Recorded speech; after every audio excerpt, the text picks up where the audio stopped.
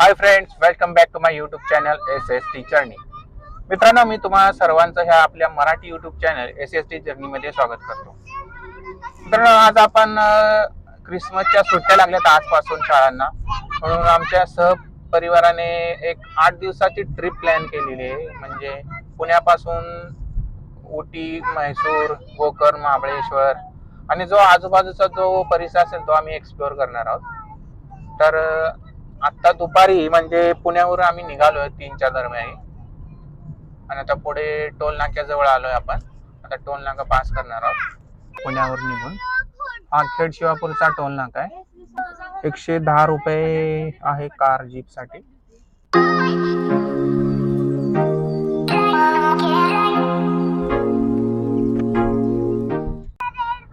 आता टोल नाका आपला पास झालेला आहे. आता आपण आहोत पुणे बेंगलोर हायवेवरती. आपण बेंगलोरच्या दिशेने निघालोय. तर हे फॅमिली मेंबर, हा माझा भाऊ आहे, ही माझी वहिनी आहे, ही माझी बायको म्हणजे मिसेस आहे आणि ही माझी आई आहे. आणि आमची ही चिल्लर कंपनी आहे. टोटल 4 जण आहेत. त्याच्यामध्ये हा आहे द्विज. शुभ्रा इकडे बघ. तू कोण आहे? तुझं नाव? पाठीमागे बसलेत, गाण्याच्या भेंड्या खेळत बसलेत, एन्जॉय करत आहेत पाठीमागं. आणि त्याच्यानंतर आमच्यात अजून एक छोटा मेंबर आहे, तो इथे झोपलेला आहे. हा आहे मृधान, शांतपणे आईच्या मांडी झोपलाय हा. आणि द्विज त्याच्याकडे बघतोय. तू खेळत नाहीस का त्यांच्या बरोबर? श्री स्वामी समर्थ मंडळी, श्री स्वामी समर्थ मंडळी, श्री स्वामी समर्थ. कुठे निघालात तुम्ही? आम्ही आता चाललोय गोकर्ण महाबळेश्वरला चाललोय. अजून आमच्या आत्याकडे चाललोय. तिथं आम्ही इथेच करून खाणार, तिकडं झोपायला जाणार आम्ही. आणि ओटी म्हैसूरला पुरग. 3:30-4 वाजलेत आणि पुण्यावरून निघलो आपण. आता तुम्हाला प्रश्न पडला असेल की आम्ही हे आधीमध्येच कसं 3-4 वाजता निघून पोहोचणार कसं. तर आमच्या प्लॅनिंग नुसार पुण्यापासून गोकर्ण महाबळेश्वर जाण्यासाठी कमीत कमी 11 तास लागतात. तर आम्ही हे 4-5 तासाचं अंतर म्हणजे कोल्हापूरचं अंतर आम्ही आज हे करणार आहोत. तिथे माझ्या बहिणीकडे एक रात्र राहून सकाळी लवकर उठून आम्ही गोकर्ण महाबळेश्वरला जाणार आहोत. त्यामुळे हे 4-5 तासाचं अंतर वाचल्यामुळे आम्ही तिथं दुपारपर्यंत पोहोचू शकतो आणि तिथले पॉईंट जे आहेत ते प्रॉपरली एक्सप्लोअर करू शकतो. त्यामुळे आम्ही आता आहे दुपारचं निघालेलो आहे. तर पुढे गेल्यानंतर असं प्रॉपर काही प्लॅनिंग नाही, जसा वेळ देता येईल त्याप्रमाणे पुढे जाऊन आम्ही तिथले पॉईंट एक्सप्लोअर करणार आहे, ते तुमच्यापर्यंत पोहोचवतो. ह्या इथं एन्जॉय करायला लागलेत, गाणी म्हणतात. त्यांना घरी आपण सिंगिंग क्लास लावलेला आहे, तर ते सिंगिंगचं प्रॅक्टिस करतायत पाठीमागे.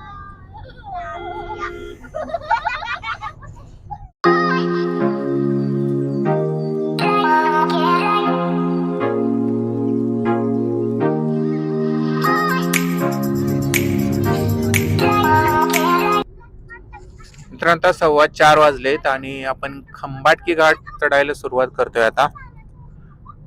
आता इथून खंबाटकी घाट सुरू झालेला आहे. या साईडने एक नवीन बोगदा काढायचा चाललाय ह्या दुसऱ्या साईडहून. कारण इथे जाताना पुण्यातून साताऱ्याकडे जाताना आपल्याला हा खंबाटकी घाटातूनच जावं लागतं आणि साताऱ्याहून पुण्याला येताना टनेल आहे, टनेल पास करून.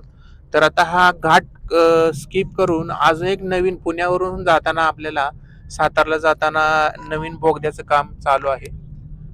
जर जाताना दाखवता आलं तर मी तुम्हाला दाखवतो. संध्याकाळची वेळ, सूर्य खाली उतरलाय.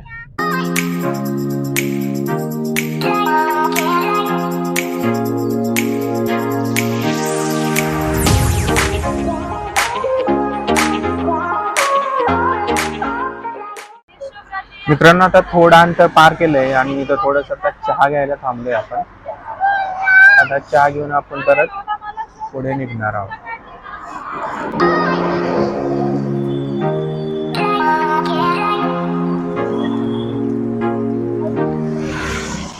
थोडे लहान मुलं आहेत गाडीमध्ये आणि थोडं त्यांना मळल्यागत व्हायला लागलंय, त्यामुळे आपण थोडंसं थांबलोय इथं आणि चहा पिऊन आता आपण पुढे जाणार आहोत. हे बघा स्वरा, शुभ्रा आणि द्विज त्यांना गाडीची मागची सीट रिझर्व केली त्यांच्यासाठी, झोपायला वगैरे पूर्ण येते यांना. झोपा बरं कसं झोपतात. तर आता आपण पोहोचलोय आनेवाडी टोल नाका. मगाशी जो लागलेला होता तो खेड शिवापूरचा टोल नाका होता. 110 रुपये होते आणि हा आहे तो मला वाटते 80 रुपयाचा टोल असेल.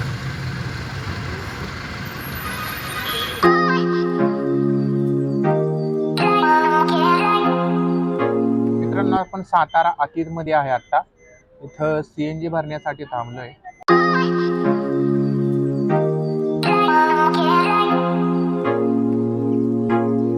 गाडीत आपण CNG भरलाय आणि आता आपण पुढे कोल्हापूरच्या दिशेने आता जातोय.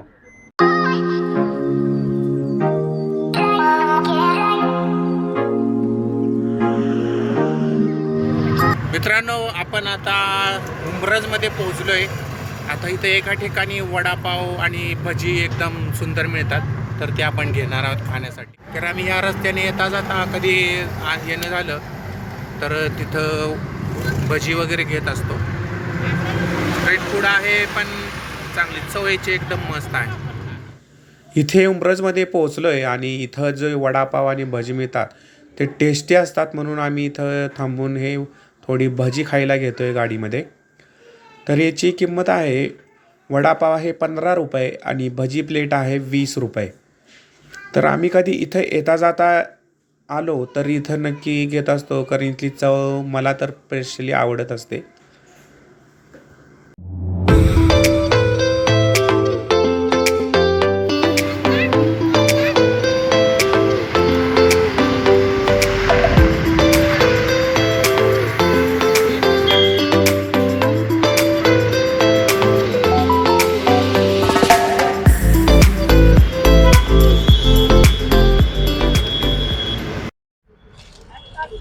तर आम्ही आता भजी आणले बघा खायला. छान भजी आहेत. आता आई ती वाटून देत सगळ्यांना. ठीक आहे.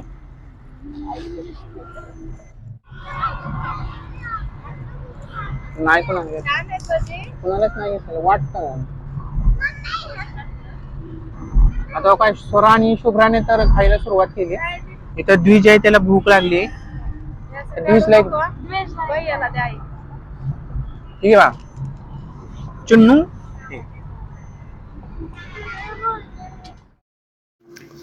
संध्याकाळचे 6 ते 6:30 वाजलेत आणि अंधार पडायला नुकताच सुरू झालेला आहे आणि आम्ही पोहोचलोय कराडमध्ये.